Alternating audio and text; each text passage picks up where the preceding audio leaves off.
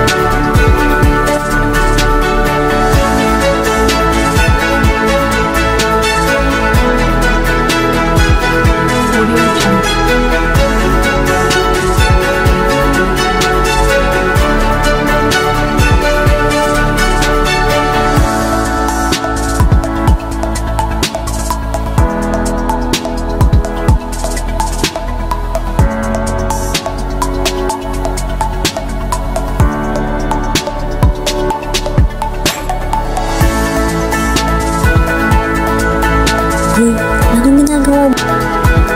Napalitan ko yung sapatos ko, sakto na pa ako eh. Magra-rubber shoes muna ako.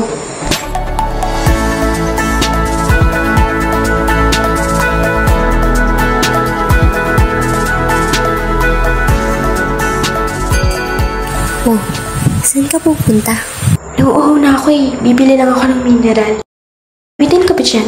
Kung na kaya magpaaral sa'yo, Ayesha. Joke lang nun. Hindi ko na mabiro.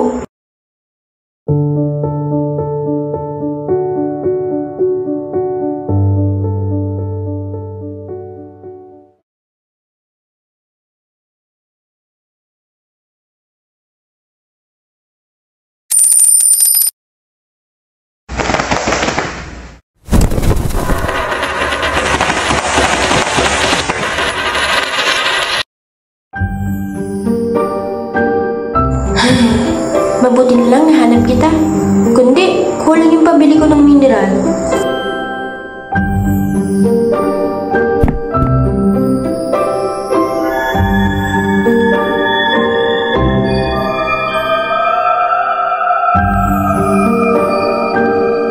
Ay! Uy, andito ka lang pala. Nahulog kasi yung 5 piso ko eh. Gumulong papunta dito. Kaya kinuha ko. O siya, umuwi na tayo. Late na.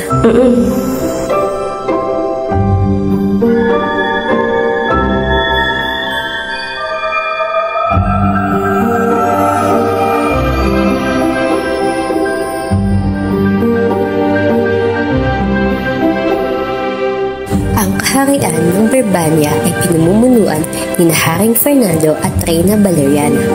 Mayroon silang 3 anak, sina Don Pedro, Don Diego at Don Juan. Sa 3 magkakapatid, ang bunsong anak na si Don Juan ang paboritong anak ng hari. Samira, tara na. Baka gabihin pa tayo at mapagalitan tayo. O sige na nga, ikaw nga yung cause of delay dyan eh. Ayesha!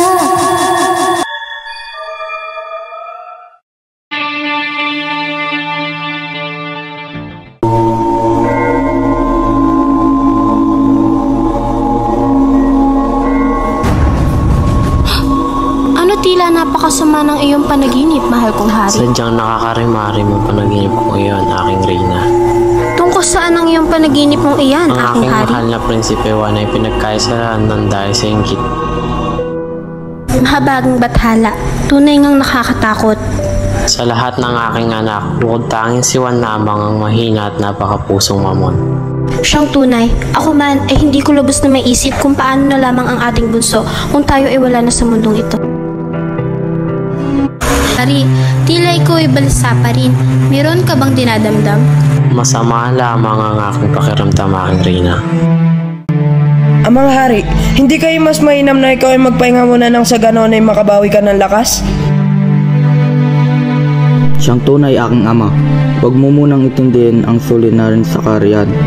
Salamat mga prinsipe. Kaya pa naman ng aking katawan. Balisa lamang ang aking pag-iisip. Nabigyan na rin ako ng gamot ng punong manggagamot. Ama, kailangan mo magpalakas ng sa gayon ay makita mo ang magiging apo mo.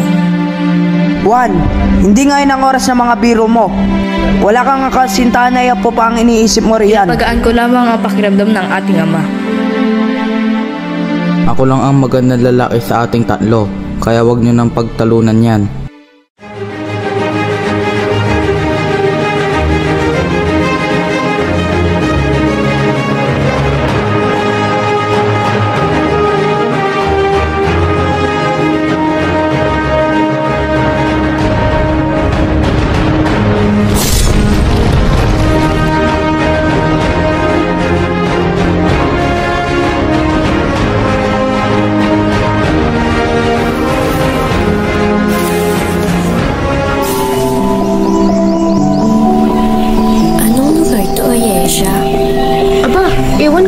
Magkasabay kaya tayong pumasok sa liwanag na yun. Akala ko nga mabubulag na ako sa sobrang liwanag eh. Ganitong-ganito yung nakatulong sa bibili ko kanina. Hindi kaya... Ano bang hinahanap mo dyan? Yung pambili ko kasi ng mineral water eh, kulang na lang 5 piso. Baka nahulog lang dito yun. Bernard, ano nangyayari sa atin? Mag-piso pa kayo ng pinaproblema mo dyan. Eh, nauuhaw na nga ako eh. Wala namang free mineral water sa library. Dapat malagay yan sa suggestion box eh. Tsaka, paano na lang estudyante nila kung nauuhaw na? Kahit water dispenser man lang sana, no? Hindi naman kasi pantry yung library para doon ka kumain. Kaya ka tuloy na uuhaw. Makatakaw mo. Buti nga, butong pakwan lang yan eh. Bala ko pa nga kumain ng burger, ng fries. Tapos, yung itlog ng pugo sa tusok-tusok, iniisip ko pa nga kung anong ulam meron sa bahay pag uwi ko eh.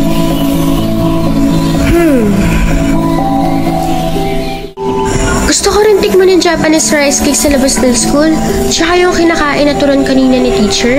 Nabili daw sa naglalako, tas may langka pa.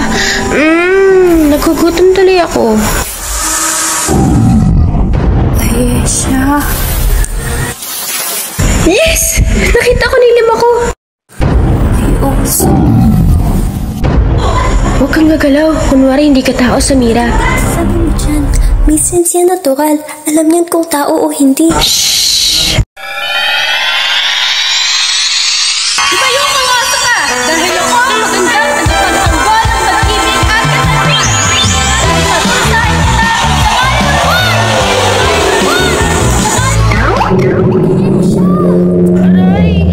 Akala ko pa naman, sabi lang tayo nananaginip, Samira. Ha? Sabi ko na nga ba at mahuhuli din kita. Salamat. Mabuti na lang at dumating ka. Ha? Wala yun. Hinahanap ko talaga ang oso na ito upang may pangsalo-salo ang mga kawal sa akaarawan ng isang kasama nila. Swerte at napatay ko. Anong pangalan mo? Pwede bang malaman kung nasan kami? Narito kayo sa kakahuyan ng Berbanya.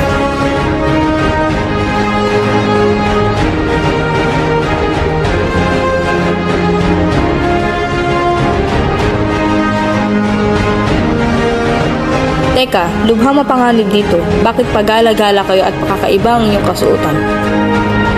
Taga saang kaharian ba kayo? Taga St. Anthony Academy of Bulacan po kami. Pwede pong paturo ng daan. Kahit mag-blue taxi na lang kami. Ano ka mo? Blue taxi? Ano yun? Blue taxi? Tsaka, saan ba shooting mo at ba't naka-costume ka pa? Mabuti pa sa Mira, tayo na lang maghanap ng daan pabalik. Tsaka, baka sakaling magpakita ulit yung nakakasilaw na liwanag. Tas, mag-teleport ulit tayo. O siya, kung gayon, mauuna na ako.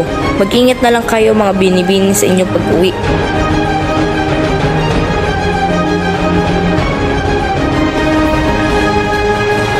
Napaka-gentleman naman ito. Di man lang nag-alok ng tulong.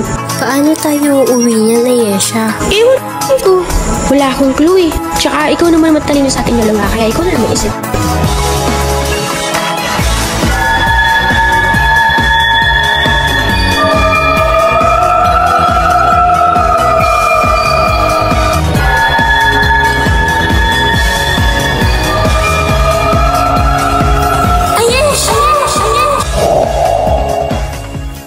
Mukhang may panakuhin tayong ikaw.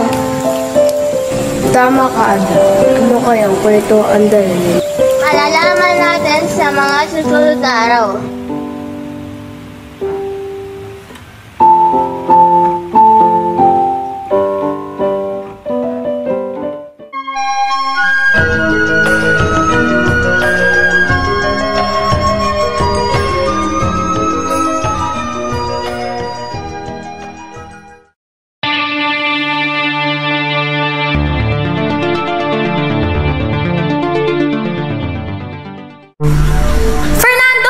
Ipatawag ang pinakamagagaling na manggagamot sa loob at sa labas ng Belbania. Kailangan malunasan ang sakit ng hari.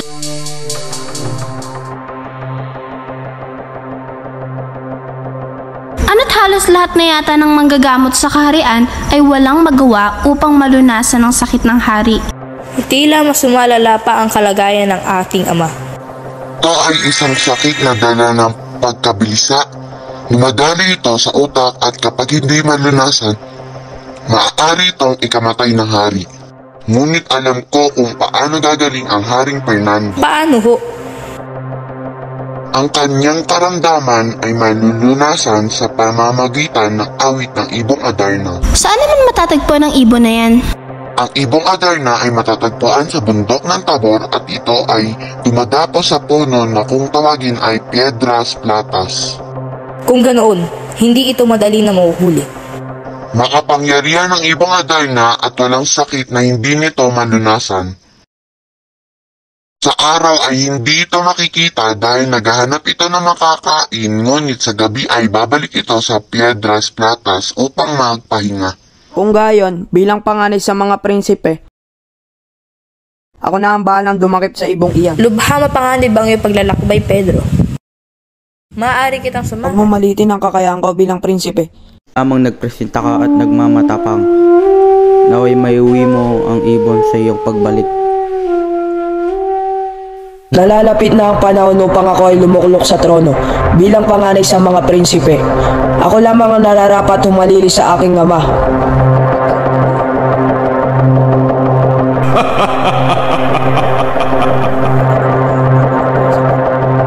Lapastangan ka, Pedro. Umalis ka sa trono ng hari. Hindi porket panganay ka ay ikaw na ang maging hari. Tandaan mo na mas malakas at makisig ako kaysa sayo. Wala akong pakialam kahit kapatid pa kita. Ang kay Pedro ay kay Pedro. Tandaan mo, Diego, na ang trono ng hari ay para sa akin. Kung ayaw mong patapuin ko ang aking espada sa iyong lalamunan.